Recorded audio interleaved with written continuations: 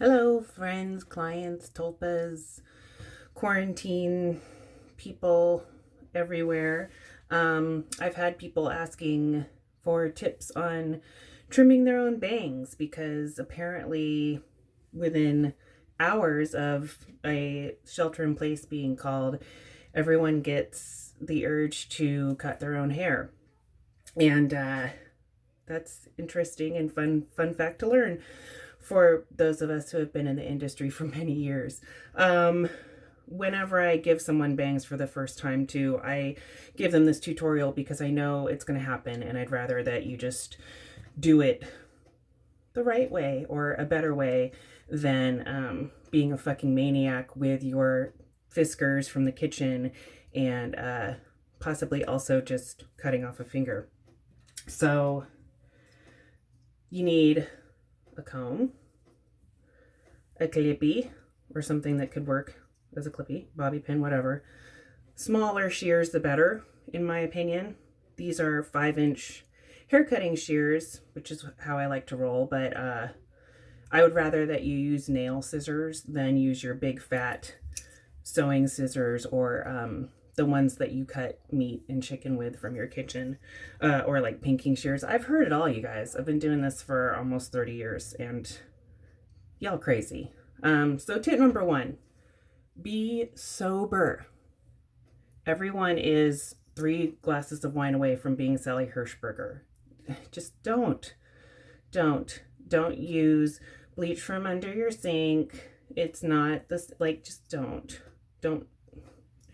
I don't, shave your pussy. I don't know, do something else. But anyway, be sober. Actually, shaving your choach drunk is probably a really bad idea too. So you want to put your hair back that you're not going to cut, and your stylist has probably done like a triangle section like I kind of have here, and clip about half of it back. You don't want to try to just cut it all in one smell foop. We've got nothing but time, guys. Like my roots, my fucking tragic gray roots. We're all suffering, we're all suffering. We're in this together. So support your stylist who is unable to work right now due to federal mandate. If they have a virtual tip jar, tip them. They'll remember it when they come back to work. So I like to do kind of what I call a rainbow bang. I like to be kind of angled on the sides. So that's why I like to kind of bring it together in the middle like this, because that facilitates that kind of shape. I know my lighting in this is horrible. Just bear with me. So here's the thing. Dust back and forth.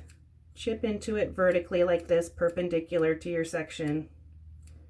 And just be patient. Dust back and forth.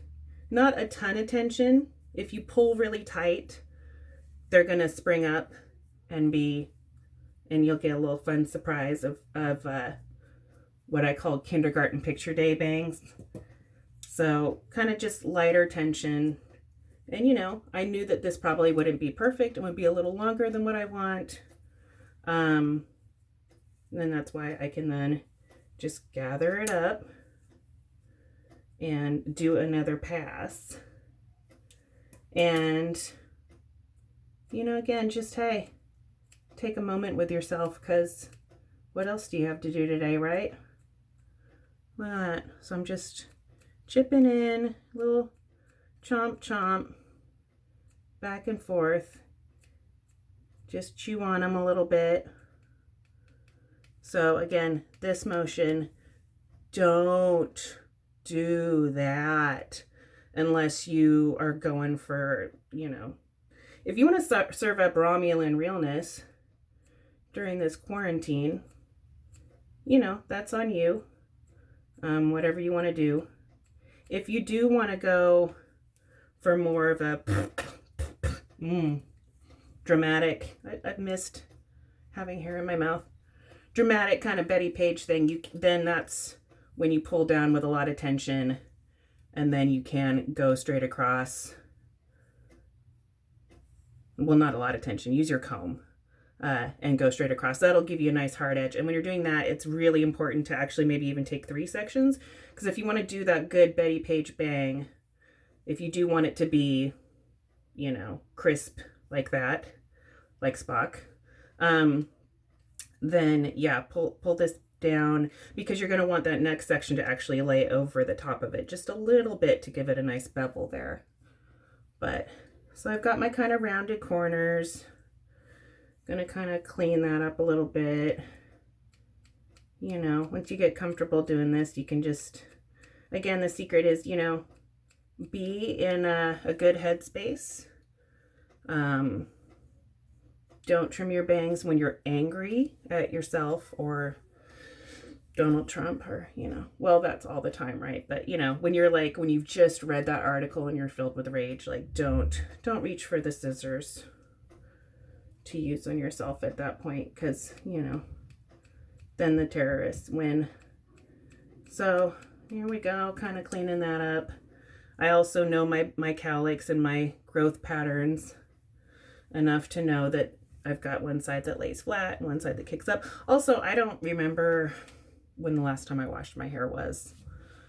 I don't know what day it is.